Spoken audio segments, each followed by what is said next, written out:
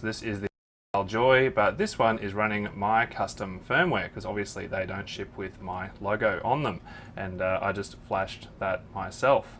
And we don't need to stop there because here I have an Ellipal Joy that I built myself, and I've actually got exactly the same software running on both. This is all possible because the Ellipal Joy is open source. This is a first for Ellipal. And transparency like this is important because even a seed generated totally offline isn't necessarily secure. And I'll demonstrate this later. When it comes to securing your crypto, your seed is your wallet. And this is why scammers are always trying to trick you into giving it away.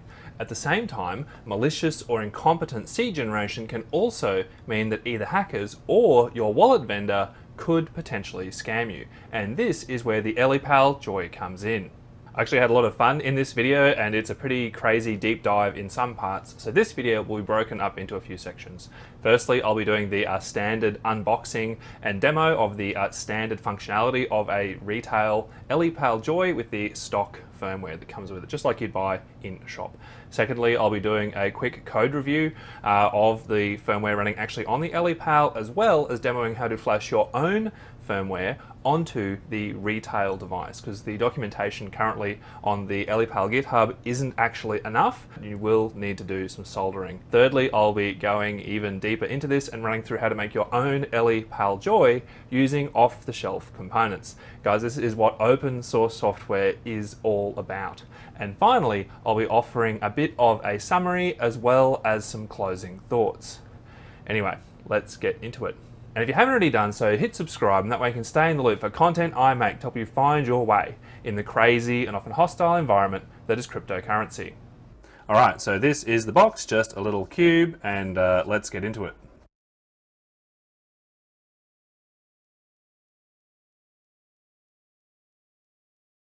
Okay, well this is everything you get in the box. You basically get the Ellipal Joy. It's just a little plastic cube, basically. We get a thin, flat USB-C cable. I'll be interested to see if that's useful for anything other than just charging.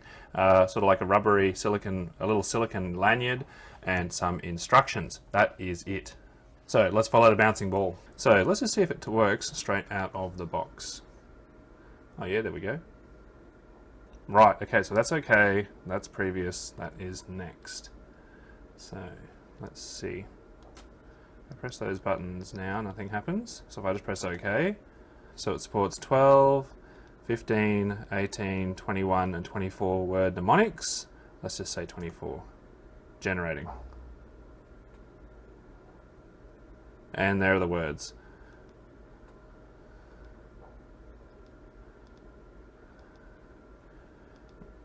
Congratulations. Please keep the mnemonic phrase. Please import the mnemonic phrase into your wallet. That's it. All right, so let's see what's going on under the hood. So if we head over to the Ellipal GitHub, we can actually see a few things, and I'm just going to give a really brief overview of it. The first one is the hardware that this is using, and it's worth pointing out that the Ellipal Joy is using one of these MCUs, and basically it is a microprocessor that actually has built into it the specialized hardware that is needed to be able to generate true random numbers. So this is actually very similar to what you find inside of like a ledger or something like that. And you don't need to take ST Microelectronics' word for it, in that they also produce the instructions on how to validate the functionality of these microcontrollers using a standardized test suite. That's all good on the hardware side. In terms of the files themselves on GitHub, most of this stuff is generated automatically and is pretty standard, but the stuff we're interested in is in the user folder, and this here is really just the menu and all the other stuff for the device. But if we go into BIP39, this is the really important stuff. And for example, we can go into BIP39.c and actually see the source that is being used to generate the mnemonic and so on. This code is actually the same code from the Trezor BIP39 implementation, so it's about as battle tested as it can get. And if we have a look at them with the Ellipal repository on the left and the Trezor on the right, we can see that the code is basically identical, except for the fact that the Ellipal have implemented their own random buffer code, which they pulled from a different source file on the Trezor repository, and instead of just using the random function that was in the Trezor, they have instead swapped it to use the function on the microcontroller to generate a random number using the hardware random number generator. So again, this is good. And look, they're not checking the return value of this to make sure it was successful, but again, this function on the STM32 will only actually return a random number if the random number generator is working correctly. We can see from there everything else is just the same as on the Trezor. So in terms of how Ellipal have gone about this, it's looking very good, and they haven't reinvented the wheel. Another important illustration of why open source can be powerful. Now, if we want to actually build and burn the firmware ourselves, this is where things get more complicated, in that if you were just to read this documentation, you might get the impression that you can just connect your Ellipal Joy via USB, but you cannot. So we're going to head over to my GitHub now, where I've essentially forked this repository and put some more thorough documentation in. So the first thing you're going to need is the STM32 Cube IDE. You're going to need to download that from ST Microelectronics. You will need to sign up for an account for this. And then once you've installed STM32 Cube IDE, you just run it. It'll just stick with the default path to a workspace. That doesn't matter. The workspace can be anything. This is just a folder that the Cube IDE will create to put all the files in. So we'll just say launch. And we'll get a screen that looks like this. So once we've got that, we're going to clone or download this repository. I'm just going to download it here because let's not assume you've got GitHub installed. So I'll just say download zip. Now, in terms of downloading from GitHub, you can download the source either from the official Ellipal GitHub for the Ellipal Joy, or you can download it from mine. The code on mine is slightly different in that we'll have my logo in there, and it has some additional drivers in there so that you can use it with either the Ellipal Nucleo, the DIY one, or mine. So you've got the same actual source code running on both, but yeah, either will work fine. And if in doubt, just stick with the official Ellipal source from their GitHub. Okay, and once we've downloaded that, we can just extract the zip file. Just the defaults is fine. Okay, and that gives us this folder, and here is the source code. So once we've got that, we can just double click on this C project file, and that will automatically import this project into ST32 Cube IDE. So we can actually just close this information center, and then that'll give us the project explorer, and here are all the files there. So I can just say project build all, and we can see down here that is compiling.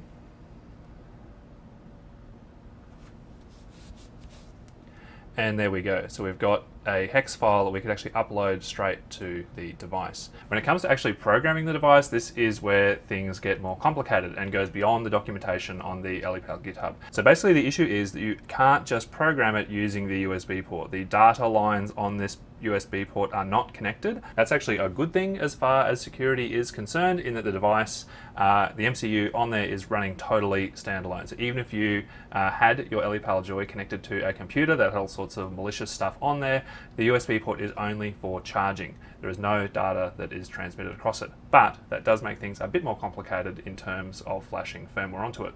So basically we're going to have to disassemble this device, and I'll just show you a sped up version of how that's done. Alright, and once we've got the device assembled, we have to solder on a 4-wire header so that we can connect a standard ST-Link V2 to the SWD interface on here. And if you really want, you can also solder a serial connection onto the reverse side, the underside of the device, and connect that to your computer just using something like this. So we're going to download the STM32 Cube programmer. We'll make sure this device is turned off, and then we'll connect our ST-Link device, and we can see it's turned it on, so it's pulling its power now through the USB port. I'm not sure if this is an issue with my ST-Link being a cheap Chinese clone or all of them, but when I open up this software, you'll see it detects the serial number of my device as B, and it won't actually work if we try and use it that way. It'll just freeze. So what I need to do is change shared to enabled, and then if I hit this refresh button here, you'll see that now becomes the serial number for my device. And once we've got that sorted, I can just hit connect. And we can see now that we are online with this device. This tool lets us download the firmware that's on the device just onto our computer. It allows us to view and edit the memory of what is on here and so on. We'll just stick with the basics for now. So I'm going to click on this one here, which is the download tab. I'm going to browse to my downloads folder for the firmware that I downloaded, go into there, and if I go into debug or maybe release, depending on which version you compiled, I'll find a hex file in there. I can double click on that. We won't skip the flash arrays. And then I can just click start programming. And then there we go. And now it's flashed itself and put itself back. File download complete. And just so you can see the difference, to see it's actually working, what I'll do is I'll just flash the stock firmware that came with the device. So I actually, in my repo, have a folder called stock firmware. So I'll just flash that. If it asks for the address field, just set that to be OX08000000, and I'll say start programming. Operation achieved successfully. Whoop, core is locked up. Failed to erase memory. That's all right.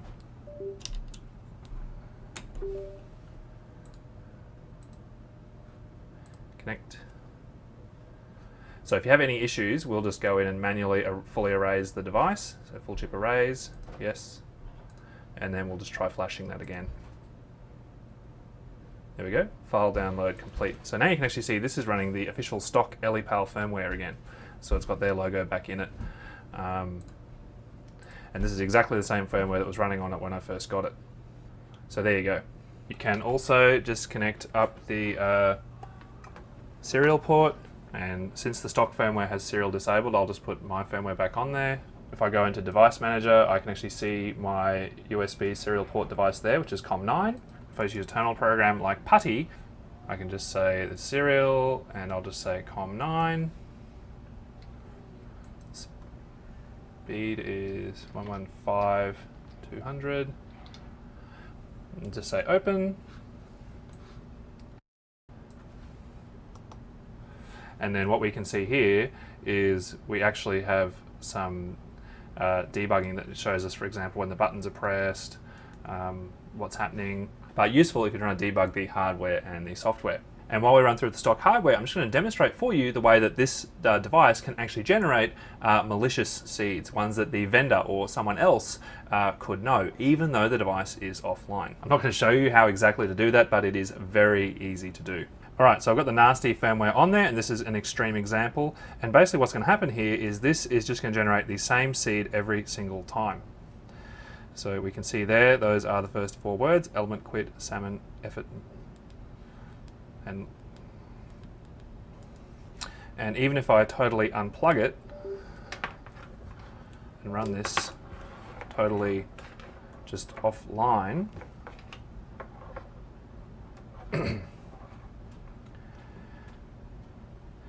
this device will now always just generate the same one seed. The seed will be different depending on the length of the seed, but the point here is it will always generate the same one. And look, while it's unlikely that a scam would do something as obvious as have it only spit out one seed all the time, it would be quite easy to modify this device to only spit out, say, 1,000 different seeds, or even 1,000,000 different seeds. And while 1,000,000 different possible seeds might sound like a lot, that's actually a very small number compared to the number of possible seeds. And tampering with the device so that it could only generate one of 1,000,000 possible seeds makes it very easy for the scammer to then keep an eye on those 1,000,000 sets of seeds and to wait until any one of them has a significant amount of money in it worth stealing, and then to take it. And this could happen days, months, or even years after they had made the device. The challenge here is when it comes to your seed phrase, the difference between a truly randomly generated seed and one that was deterministically generated but looks random is extremely difficult to pick. And if you have a wallet, either hardware or software, that is either malicious or incompetent in the way it generates seeds, because at the end of the day it doesn't matter, that difference, it can be a problem, even if that device is always offline. All right, so let's have a look at the DIY device. So what I've got here is just a nucleo board. This one here is just for the STM32 H7A3. This was the closest thing I could find to the chip that is in the Retail Ellipal. And the great thing about these is these are easy to get just directly from ST Microelectronics, and they're like 30 bucks. What I've got here are just some standard digital push buttons, a standard SPI screen. I've also got an I2C one here, depending on which type of screen you have. And these buttons basically just emulate some of the different inputs on the device. So I'll just plug that in. So basically, this button here is the same as the one on the top. This button here is the same as the one on the left, and that one same as the one on the right. The layout on the screen is a little bit different just because these screens they are using aren't just easy to buy. This one's a different resolution, and I couldn't be bothered making it look fancy like they did. But anyway, so this can just generate mnemonics exactly the same as the standard device. There we go. And it even tells you the same sorts of messages, and this red button here just simulates plugging it in, having it charge, which on the official device just resets the thing as well. So I'm back on my GitHub, my fork of the Ellipal repository, and you can actually change the branch to the nucleo branch. And what I include here are essentially the hardware required, as well as some information about the kind of OLED you need. This one these are pretty standard, they're common as dirt. 3 momentary buttons. You can get away with not using them and just use wires if you want, and the breadboard. And this is essentially the layout that you're going to need here. And look, obviously the breadboard includes both an SPI and an I2C display. You only need to connect the one you're using. The process for downloading it is basically the same, so we're just going to download the repository. Just like before, we're going to run the C project file, and that will actually open up the Cube IDE.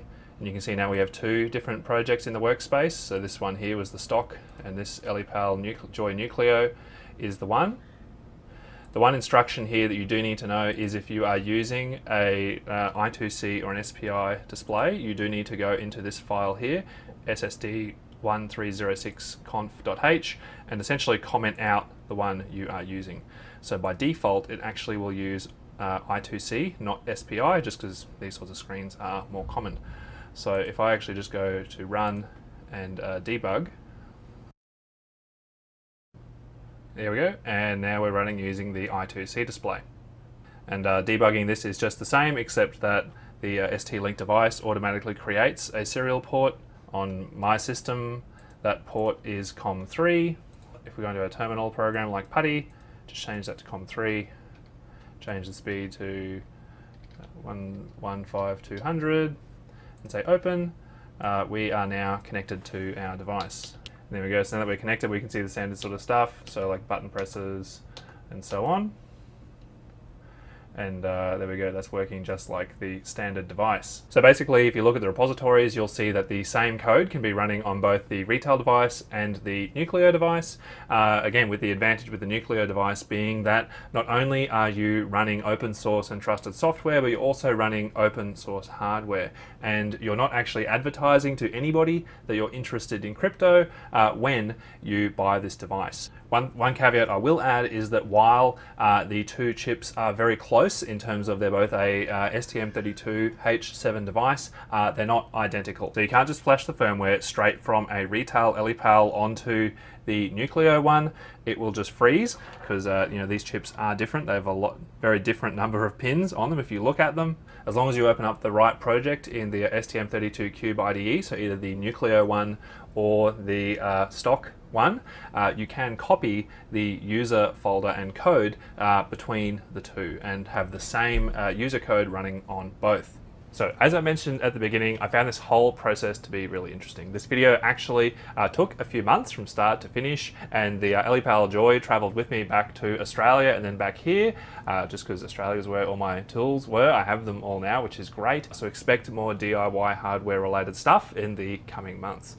I have to commend Ellipal for releasing an open source device, because everything else they have offered up to this point has been totally closed. 100% trust required in the vendor.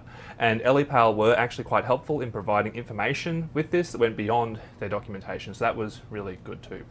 If you are someone who, for whatever reason, wants to generate a bunch of seeds without depending on your wallet vendor and don't want to use something like Dice, this device makes it really easy to do quickly and securely.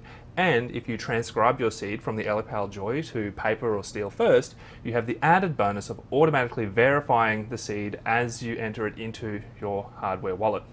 That said, the story here isn't all rosy, in that it's important that you understand that open source is actually a double-edged sword, and there's nothing stopping someone from getting a bunch of these Ellipal Joys, modifying them to produce a predictable seed, and then selling them. Devices like this are open to supply chain attacks, and while things like security seals are mostly security theatre, for things like this it's important that you buy it directly from Ellipal themselves. Though obviously, being an open source device, if you are worried about supply chain attacks, you can always open the device, check that it has a legitimate chip in there, and then build and flash your own firmware, being able to easily give you a device that you can run totally trustlessly. Never mind the fact that you could always modify the firmware to do things like being able to add additional entropy through button presses as well, just if you want to go beyond what the true random number generator in here provides. That said, the way they've configured the hardware on the Ellipal Joy means that you can download the stock firmware that comes with your device. And I put a copy of that, what shipped with mine, on my GitHub. You know, while the firmware builds aren't reproducible and I can't check that what shipped is exactly what was on the GitHub, you can decompile this stuff, but I can't justify spending thousands of dollars for the software tools required to fully decompile and verify the stock firmware that came with it on the hardware. If you're someone who has access to this software and would like to check it out, I would love to hear from you. But the thing to keep in mind here is that anybody could. So while someone, including Ellipal, could distribute these devices with malicious firmware, the evidence that they did this would still be easily accessible on the device itself. You know, while you might not find this reassuring, the reality of this is still that this is far better than any situation with a closed source hardware or software wallet in terms of the trust you're being asked to place in the vendor. So there you go. If you think an Ellipal Joy would help to boost the security of your setup, I've got an affiliate link in the description. Likewise, if you want to try building one yourself, the parts are readily available on places even like Amazon, and I've got affiliate links for that in the description as well. So a big thanks to Ellipal for supplying this device. It was lots of fun. And if you have any questions about the device, either retail or the DIY one, or any experiences you want to share, just leave a reply in the comments. I do my best to answer everything there. If you also want one-on-one support of some kind over a video call or something like a trusted recovery, then you can also just request them via my website. Thanks for watching, I hope that was helpful. Hit like if you think that other people would find this video useful, and hit subscribe if you'd like to be kept in the loop about future content I make that helps people stay safe in the crypto space and to recover if they get into trouble. If you have any questions about this video or a topic that you'd like me to cover, just leave a reply.